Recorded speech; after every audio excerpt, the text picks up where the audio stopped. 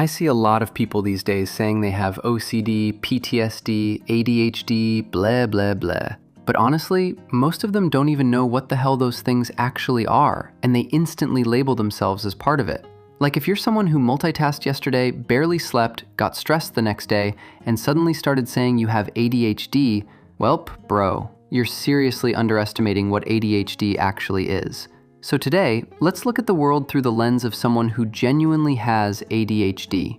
Basically, to actually have ADHD, you need long-term symptoms of inattention, hyperactivity, impulsivity, or both.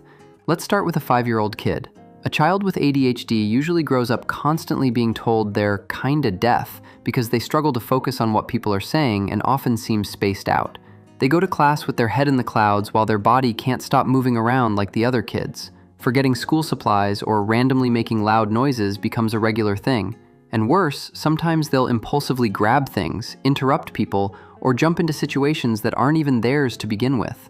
Over time, this can lead to sleep problems and anxiety about their own behavior. And it doesn't just magically disappear when they grow up.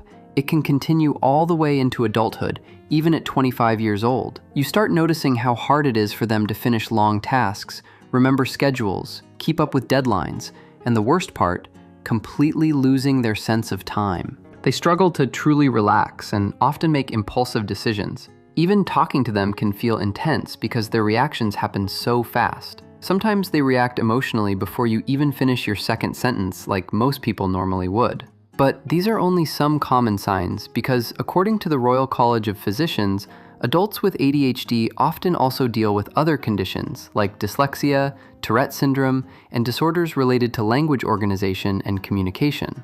If you guys are curious about those conditions, comment below and I'll make videos about them soon. One person with ADHD described reading books like this. For me, reading feels like being on a spinning ride while someone in the crowd is holding the book. Tasks feel like a road trip where the impatient side of me controls the pedals while my curiosity is holding the steering wheel. And honestly, for Gen Z, if you already have unstable emotions eating away at you, and then you add things like existential crises, identity issues, loneliness, achievement pressure, bro, that's straight up nightmare fuel. The process of discovering ADHD and treating it is usually very long and often starts from childhood. Very few people actually recover from ADHD completely. Most of the time, what they really do is learn to accept it and reduce the worst outcomes as much as possible. And that journey usually involves medication, family support, and a lot of effort over many years.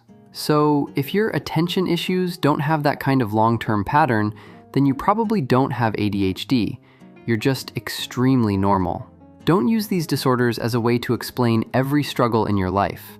And speaking of that, while researching this topic, I also found out why so many people think they have ADHD. Some symptoms can look similar, like lack of focus, multitasking, or being forgetful. But even though these behaviors look close to ADHD, a lot of them are actually coming from the internet itself, the thing that's been giving us the biggest brain fog in recent years. You can look at this image, and this one too. Our level of distraction and multitasking is becoming insanely common in this world, including me. Mom was right. We really shouldn't be glued to our phones all day. And doomscrolling doesn't cause ADHD, but it absolutely makes things worse for people who already have it. The good news is, I've basically proven that most of you probably don't have ADHD. But the bad news is, our devices are giving us a whole different set of problems instead. We don't necessarily have ADHD. What we actually have are things like sleep deprivation, lack of movement, and brains overloaded with information. So how do we reduce all of that in today's world? I'll explain it through brain behavior if you guys are interested. Or if you're curious about OCD, PTSD, or other psychological disorders, let me know in the comments and I'll dive deeper into them too. These are some of the materials and research I found while learning about ADHD. And if one of your friends keeps saying stuff like this, send them this video. Paw signing out. Stay sharp, stay weird.